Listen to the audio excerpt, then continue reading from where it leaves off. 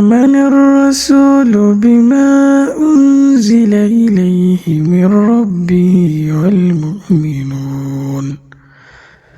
كل آمن بالله وملائكته وكتبه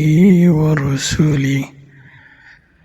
لا نفرق بين أحد من رسله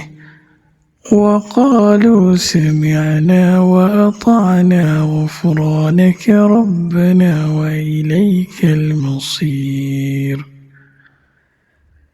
لا يكلف الله نفسا إلا وسعها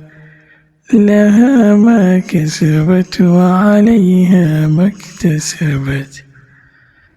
ربنا لا تؤاخذنا إن نسينا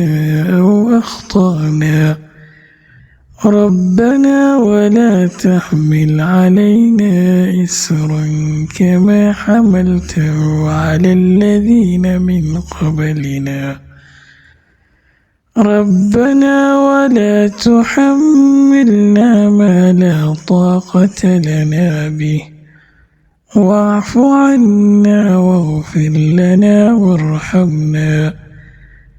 أنت مولانا فانصرنا على القوم الكافرين